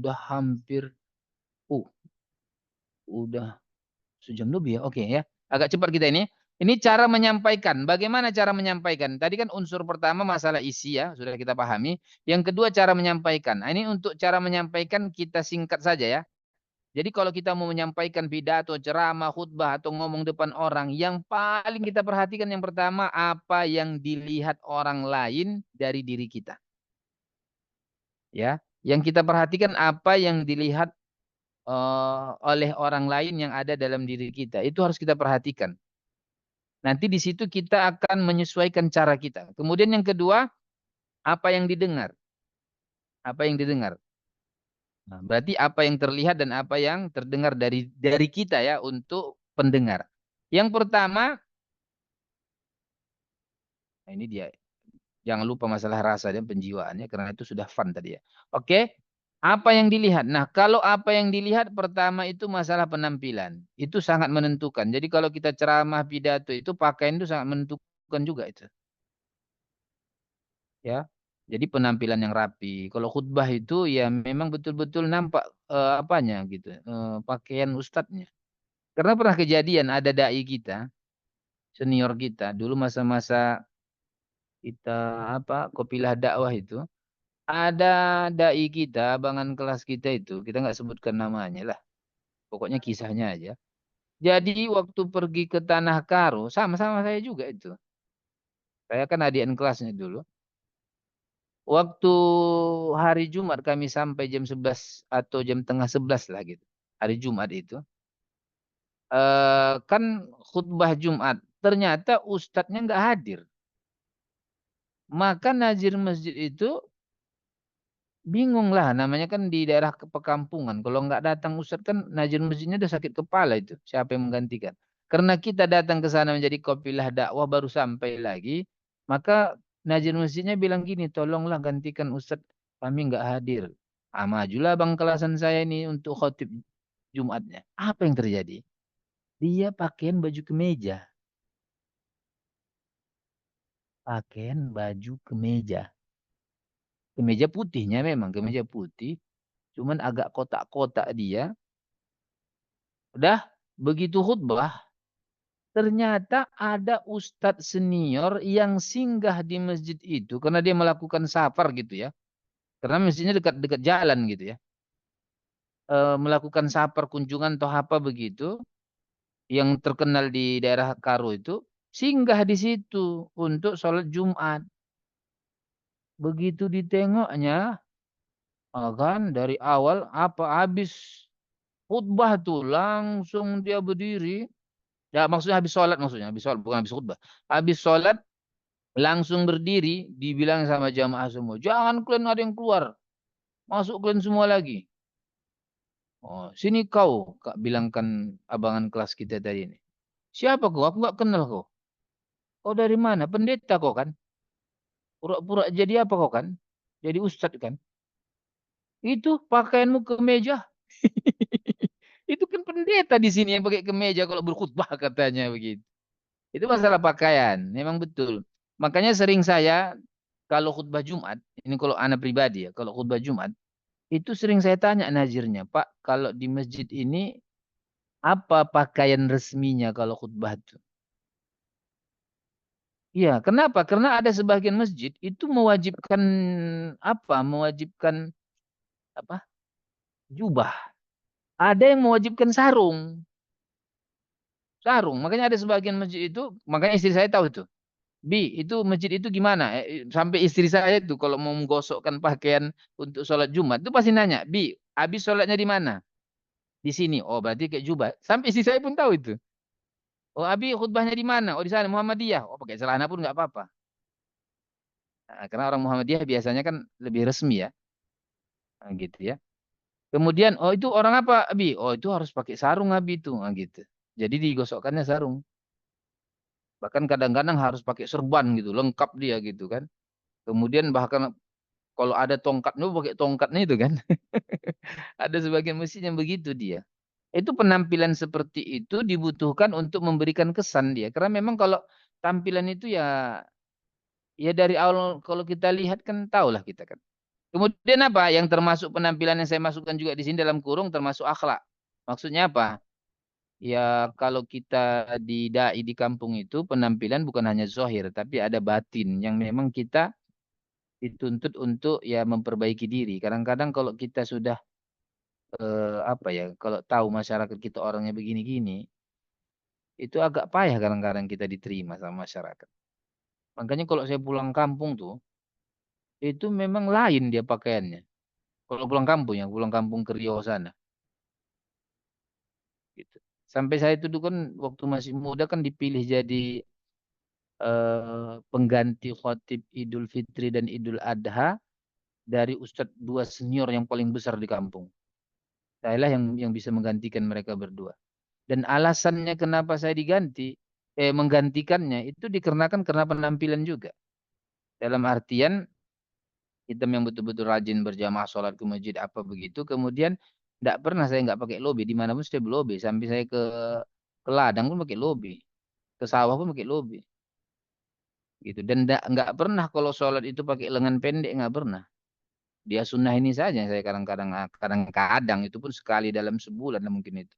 Kalau sholat pakai apa pakai lengan pendek gitu. Itu pun karena permintaan istrinya itu. Waktu udah lama menikah, ya kan, udah punya anak pun apa kata istri? Kata istri begini, Bang, abang kayaknya tua kali gitu. Satu kali gitu. Coba pakaian apa sih gitu anak muda gitu gitu ya. Nah, gitu. Biar apa gitu. Jangan nampak kali antara ayah dan anak gitu katanya. Oke lah. Maksud istri dianggap kayak anak-anak gitu. Awak ayahnya gitu. Oke lah. Yang kedua masalah gerakan. Ah, kalau masalah gerakan ini, sampai pun slide-nya pun kita buat bergerak-gerak kan penyesuaian ya. Oke, gerakan. Masalah gerakan yang harus kita perhatikan kalau kita ceramah pidato itu gerakan wajah. Maksud gerakan wajah raut wajah kita. Disesuaikan dengan apa yang kita sampaikan. Kalau misalnya kita berbicara tentang kebahagiaan, maka nampak bahagia di wajah kita. Kalau memang tentang kesedihan, memang kita ikut sedih. Kalau misalnya harus sampai meneteskan air mata, kita juga harus ikut meneteskan air mata. Apalagi itu kisah nyata dan kisah menyedihkan begitu. Misalnya berbicara tentang Palestina, itu kan nggak bisa hanya dengan marah-marah itu. Itu harus dibawa jiwa kita di situ sambil meneteskan air mata kita. Itu yang kita butuh di situ sebenarnya untuk apa belajar seperti itu. Jangan sampai ada salah seorang mahasiswa kita di sini, judul pidatonya tabassumuka fi wajhika akhika laka shadaqah. Ada yang begitu. Ya, kan senyum dia. Dia menyampaikan tentang senyum. Tapi apa yang terjadi? Min awalil ilqa ila akhiril ilqa la yatabassam. Bal wajhu abis. Abus, abasa wa tawalla. Buka masam aja. Bahkan wajhu tasakhut gitu ya. Kalau dia ngomong itu, ya ayyuhal ikhwan, aina antum min hadal hadis tabassumuka fi wajhi akhika laka sadaqah. Mukanya marah terus gitu ya, seram gitu. Kemudian aina antum minas salaf? Antum bukhala gitu. Jadi begitu selesai pidato dia, anak panggil. Ini, antum tadi ngomongnya apa? Antum ngomongnya apa? Nah, tentang Izin senyum ketawa itu. dulu, Ustaz. Hah? Antum ngomongnya apa? Tentang senyum. Terus antum dari awal sampai akhir kok nggak ada senyum? Antum bilang kami pelit, kikir, senyum nggak mau. Antum bilang aina antum min hadzal hadis, aina antum minas sahaba, aina antum minas salaf gitu. Terus antum sendiri nggak menunjukkan antum senyum ketika ceramah tuh, Nabi bilang. Berarti awalu man yukhalifu hadzal kalam anta. Alaysa hada minan nifaq? Nabi bilang begitu. Baru Nabi bilang, udah nanti kok antum tampil lagi judul yang sama, tapi cara menyampaikannya beda. Alhamdulillah. Jadi begitu tampil dia udah senyum duluan dia kan. Dia kan udah senyum duluan. Tabas muka fi wajhi akhika laka sadaqah. Kan gitu enak dia. Sesuai dia. Kemudian masalah tangan juga, gerakan tangan. Misalnya kalau ada penyebutan angka, itu kalau biasanya tidak dalam khutbah Jumat ya. Kalau khutbah Jumat agak resmi dia. Ada sebagian jamaah itu kalau kita terlalu banyak gerakan tangan, langsung kena tegur kita. Padahal sebenarnya boleh-boleh saja. Walaupun ada ikhtilafnya juga kan. Tapi kalau memang dia tidak khutbah Jumat, ceramah pidato misalnya, itu gerakan tangan kita butuhkan. Misalnya kalau menyebutkan angka. Rukun Islam ada 5 gitu. Jangan pula salah-salah ya kan. Angka 1 kita bilang. Tangan kita 1. 5 tapi 1. Kita harus mengesahkan Allah. Berarti gitu. Itu dibutuhkan gerakan itu. Begitu juga gerakan apa? Gerakan kepala. Itu dibutuhkan. Jangan terlalu banyak bergerak gini-gini juga nggak boleh. Atau begini-gini-gini ceramah dia. Kepalanya gini-gini. Itu bisa membuat orang sakit kepala nengoknya juga. Kemudian apa? Eh ter apa wajahnya mungkin gini aja gitu ya. Atau terlalu tunduk aja gitu. Ya membuat orang jadi malas juga kan.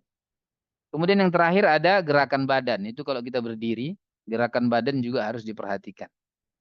Oke.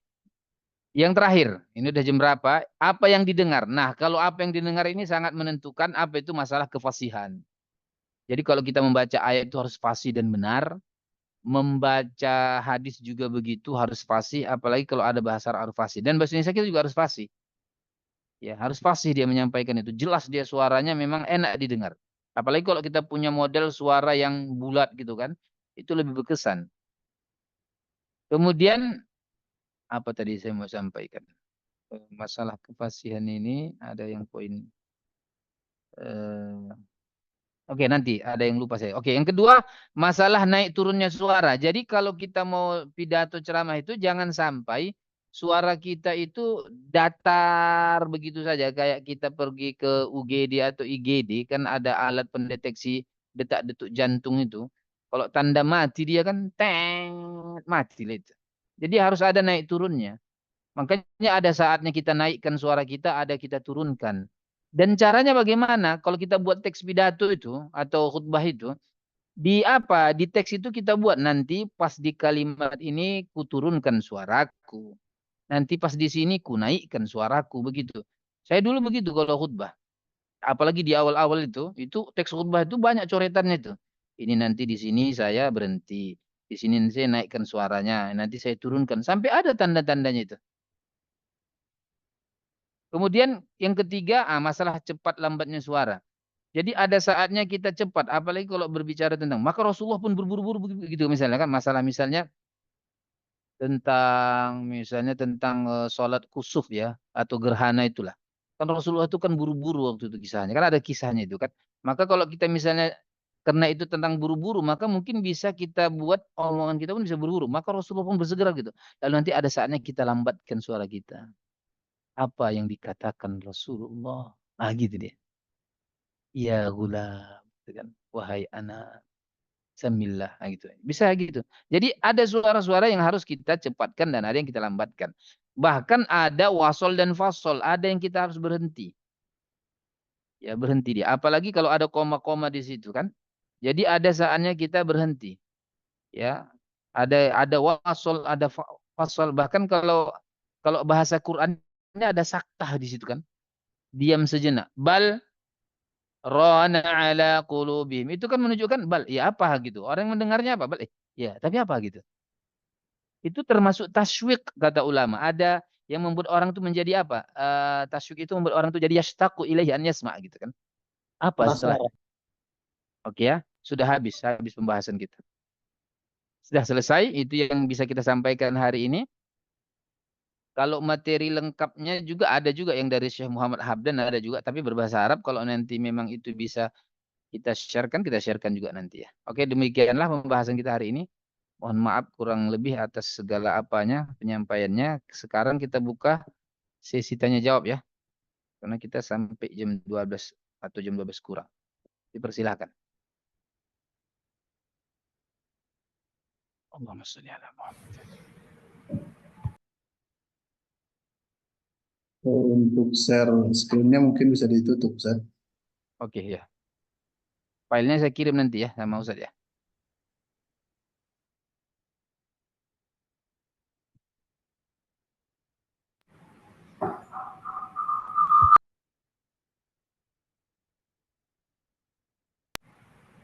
Tafadhol.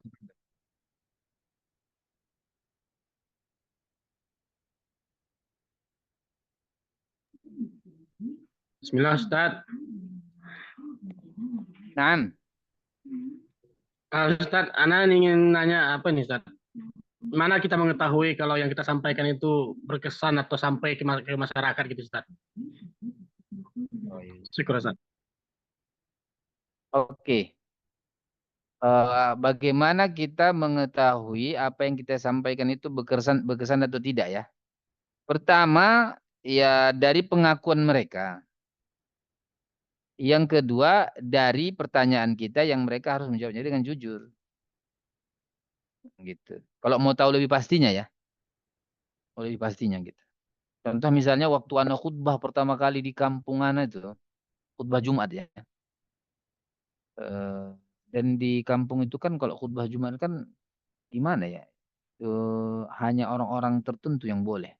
Bahkan ustadz-ustadz saja gitu. Bahkan yang sudah tua. Awak masih muda waktu itu. Masih muda saya itu. Masih masih as-sunnah semester berapa ya? Belum tamat lah. Jadi karena awak dipilih, jadi betul-betul dipersiapkan gitu ya.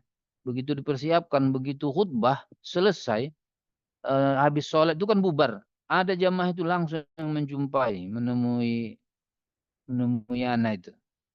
Langsung dipegangnya tangan anak, ya kan? Dia bilang gini, seumur hidup aku khutbah apa hadir di salat khutbah Jumat nggak pernah meneteskan air mata. Baru kali ini aku udah puluhan tahun hidup yang kau sampaikan sampai aku meneteskan air mata. Itu karena berbicara waktu itu tentang waktu itu kan judulnya itu waktu pertama itu berbicara tentang sabar menghadapi cobaan masalah beriman dengan takdir tuh saya bahas waktu itu. Beriman masalah takdir. Di situ dia pengakuan. Atau misalnya waktu anak khutbah Jumat di Masjid Kuta Jurung ya, Kuta Jurung dekat As-Sunnah Lama, itu kan nggak boleh ustaz As-Sunnah khutbah di situ. Nggak boleh, nggak boleh. Jadi ketika ada celah kita khutbah di situ, karena mungkin ada jamaahnya yang sudah paham sunnah lah gitu ya. Di antaranya kan mertua Ustaz Muslim. Mertua Ustaz Muslim itu kan sudah tahu sunnah. Habis itu kan beliau kan sampai dikucilkan gitu kan. Jadi beliau lah yang minta waktu itu supaya anak khutbah Jumat di situ. Jadi begitu khutbah Jumat anak kan betul dipersiapkan. Karena kan kita bukan hanya membawa nama baik kita pribadi, tapi kan itu sudah lembaga dia. Jadi kita harus berusaha bagaimana berkesan. Waktu itu Ana berbicara tentang keindahan Islam. Waktu itu khutbahnya tentang keindahan Islam. eh, Bagaimana Islam itu. Apa yang terjadi? Begitu selesai khutbah, itu ketua nazir masjidnya yang dia memang tokoh agama terbesar di apa itu di kampung Kuta Jurung itu menangis dari anak selesai khutbah sampai habis sholat. Sampai anak keluar dari masjid di tangga itu dipeluknya nah itu. Dipeluknya erat gini sambil gini, terima kasih kau nasihati aku betapa apanya Islam tuh gitu. Terima kasih sampai menangis dia. Makasih. Terus apa dibilangnya setelah sama kan dia kan ketua ya. Dibilangnya sama anggota-anggota yang di masjid. Pokoknya tahun ini khutbah Idul Fitri dia. Ini dia, Ustadz ini katanya. Pokoknya tulis namanya besar-besar. Gitu dia. Dan kalau ditanya kenapa bisa sampai ke situ ya karena kita merasa kita tampil itu bukan hanya membawa kepribadian kita tapi karena kita ada lembaga yang kita atasnamakan. Dalam artian kalau aku baik berarti kan lembaga baik juga begitu. Kemudian kalau kita bagus nanti dakwah kita langsung bisa diterima kelanjutannya gitu. Itu kemarin tuh begitu. Jadi anak berharap waktu itu ya Allah aku khutbah ini mudah-mudahan setelahnya terbukalah pintu untuk kita bisa berdakwah di masjid ini gitu itu. Jadi kalau masalah keikhlasan itu kita usahakanlah waktu itu gitu. Jadi sampai di situ dia sampai begitu gitu. Ah itu kan tahu kita bahwasanya yang kita sampaikan itu betul-betul. Nah, baru waktu itu anak khutbah apa? Khutbah Idul Adha. Beberapa tahun setelahnya anak khutbah Idul Adha di masjid itu juga. Ya, yang memintanya itu juga ketuanya itu. Padahal dia anti kali sama sunnah itu. Anti kali sama sunnah. Anti sama sunnah. Tapi ketika khutbah Idul Adha dipersilahkan anak khutbah. Apa yang terjadi itu judulnya waktu itu tentang antara kurban dan korban waktu itu. Itu Anda sampaikan sampai bercucuran air mata bagaimana harus berkurban dan berkorban itu kisah Nabi Ismail, Nabi Ibrahim itu apa yang terjadi? Yang terjadi biasanya kan kurban itu berapa ekor raja kambing sama lembunya kan? Tahun depannya 200-300 kali lipat itu yang berkurban. Dia pokoknya yang biasanya 3 ekor, 4 ekor, 5 ekor. Jadi apa? 15-17 ekor gitu dia. Itu kan nampak bahwasanya kalau kita ngomong tuh oh, berarti berkesan, berarti mereka paham yang kita sampaikan. Gitu. Itu contoh saja contoh. Tapi pun kalau kita ingin apa? Ingin pengaruh itu biasanya gini. Setelah ngomong kita khutbah itu bilang aja begini, ya Allah tawakkaltu alaiki. Apa yang sudah aku sampaikan kalau baik ini demimu ya Allah, kalaupun tak baik maafkan aku. Dan kita jangan cari-cari apa kata orang gitu. Maksudnya jangan sampai kita riak gitu maksudnya. Atau sum'ah. Itu khawatirnya nanti nggak berpengaruh dia. Tapi bolehlah kita menanyakannya ke orang lain. Tapi bukan karena kita mau sum'ah atau riak. Tapi kita mau memastikan bagus nggak kita. Kalau memang nggak bagus kita perbaiki. Nah, itu boleh yang begituan itu boleh. Ditanyakan. Kalau bisa menanyakannya itu apa? Bukan kita, tapi kita perwakilkan ke orang lain. Nanti dia nanyakan ke orang lain gitu. Karena kalau kita yang nanya langsung biasanya kan ada istilahnya mujamalah atau takut dia kan. Nah, saya biasanya begitu. Saya suruh ada orang gitu kan. Pak, nanti tolong tanyakan jamaah tadi saya ngomongnya gimana kalau memang salah apa. Ada juga itu yang kasar-kasar juga ngomongnya ada juga itu. Bukan yang memuji dia makan baik, apa juga. Itu Ustaz itu terlalu kali banyak kali gerakannya kayak ceramah umum aja dia dibantainya di atas apa itu mimbar tuh. Ada juga begitu itu. Ada juga yang buruk-buruknya juga. Nah, gitu ya. Nah, begitulah. Jawabannya panjang kali kayaknya. Oke, dipersilahkan kalau ada pertanyaan lain.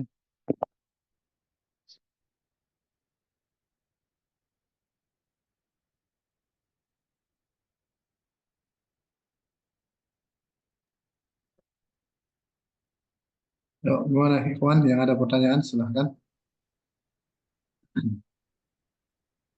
Assalamualaikum Ustadz. Waalaikumsalam warahmatullahi. Ustadz, Anda udah sering ceramah atau khutbah Ustadz, cuman masih ada rasa gugup atau nervous gitu Ustadz. Gimana cara menghilangkannya?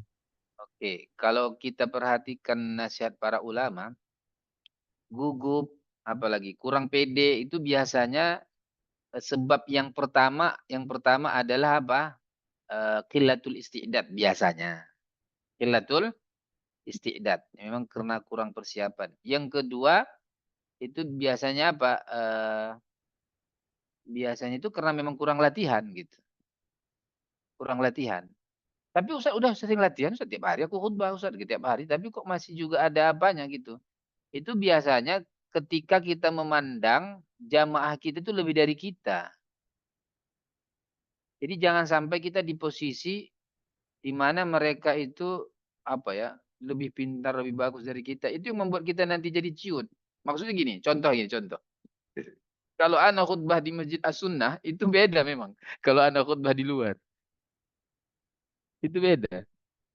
Karena kalau khutbah di Masjid As-Sunnah gimana coba? Yang mendengarkan ustaz. Apalagi kalau ada syekh di situ kan. Kan itu yang betul terus terang. Anda pun walaupun sudah biasa kayak gini, kalau di khutbah di Masjid As-Sunnah itu anak apa juga itu, ada rasa apanya gitu. Ya gugup-gugupnya itu pasti itu pasti. Tapi kalau mau ditanya tadi bagaimana cara menghilangkan itu, yang pertama antum betul-betul persiapkan dia. Yang kita ini apa gitu, lebih dari kita. Itu nanti bisa membuat kita ciut. Yang ketiga tentunya doa lah. Jadi sebelum antum berdiri itu banyak doa lah. Misalnya a'udzubillahi minasyaitonirrajim. A'udzu min apa gitu, berlindung kepada Allah. Kemudian jangan lupa bismillahi tawakkaltu 'ala Allah. Kemudian doanya rabbi shrah li sadri wa yassir li amri wahlul 'uqdatam min lisani yafqahu qawli. Itu betul-betul dibaca tapi ya. Bukan hanya sebatas baca gitu aja enggak, tapi dihayati doanya itu. Itu kan kalau kita baca doanya itu kan rabbi shrah li sadri. Ya Allah lapangkan dadaku, ya kan? Wa yassirli amri, mudahkan urusanku. Kemudian wahlul uqdatam min lisani. Wahlul itu artinya kan dari halla yahullu uhlul. Artinya melepas. Melepas. Uqdah itu dari kata aqada yaqidu uqdah. Yang artinya ikatan. Jadi wahlul uqdatam, ya Allah lepaskanlah ikatan. Min lisani, dari lisanku. Jangan sampai lidahku ini terikat. Kayak kelu. Gugup. Apalagi namanya istilahnya. Terbata-bata itu kan doa itu. Kalau Allah istijabah kan hilang lah itu insya Allah kan. Apalagi antum bilang tadi antum sudah terbiasa kan. Ah, berarti butuh itu aja lah berarti. Butuh persiapan lagi. Kemudian jangan terlalu memandang jamaah itu lebih dari kita, nanti bisa ciut. Kemudian yang ketiga, doanya itulah betul-betul dihayati maksudnya. Betul-betul dihayati. Maksudnya ketika membaca Rabbi Syrah itu betul-betul hati kita apa dia? Ngikut gitu untuk berharap betul supaya ya jangan gugup, jangan apa gitu. Kan doanya kan gitu. Wahlul uqdatam min lisani. Setelahnya baru yafqahu qawli. Nah, itulah. Itu yang bisa Ana berikan jawabannya. Oke. Persilahkan kalau ada yang lain bertanya. Tafadhal, silakan.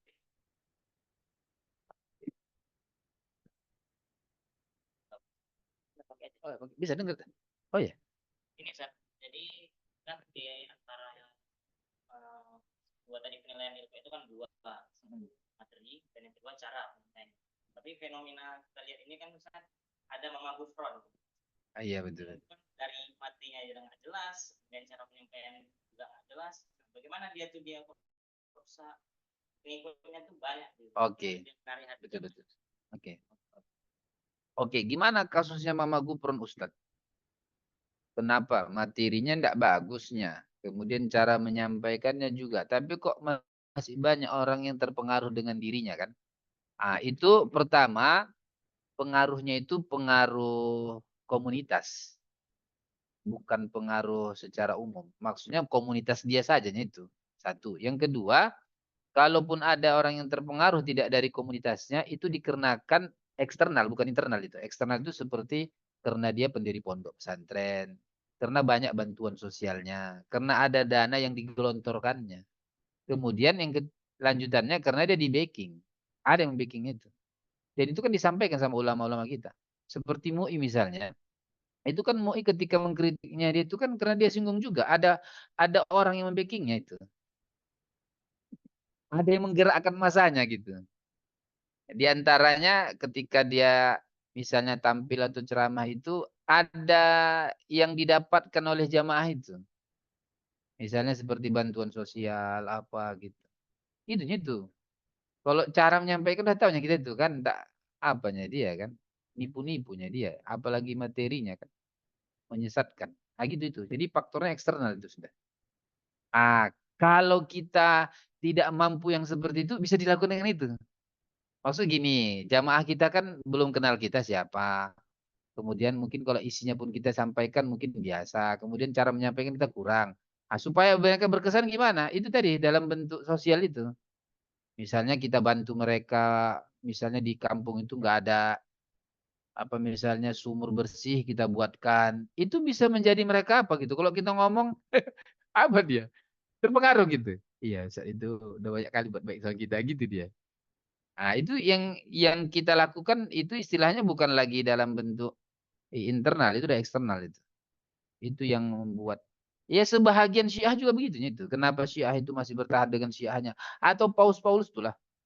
Kenapa dia masih bertahan dan pengikutnya juga bertahan? Karena ada manfaat duniawi yang mereka dapatkan itu. Itu dia. Makanya kenapa samina wa ta'na bawahan itu kan. Padahal kalau ditanya hatinya nular apanya itu tentang kebenaran sebenarnya dia tahu itu mana yang benar mana salah. Karena banyak fasilitas yang didapatkan. Nah, gitu. Nah, ada yang lain? Kita cukupkan sampai 45 lah ya. Karena Ana ngajar lagi nanti jam 12 kurang 10.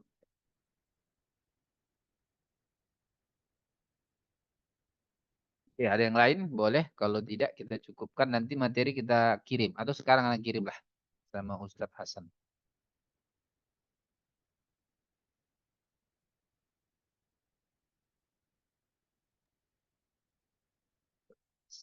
Baik, Ustaz, kalau nggak ada mungkin bisa kita tutup saja, Ustaz.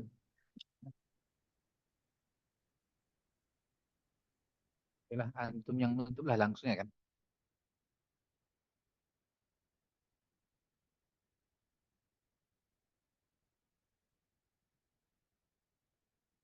Silahkan Ustadz. Siapa yang nutup? Ustadz Miswal atau Ustadz Hasan? Tutupan. Penutupan maksudnya. Oke, Ustaz. Baik.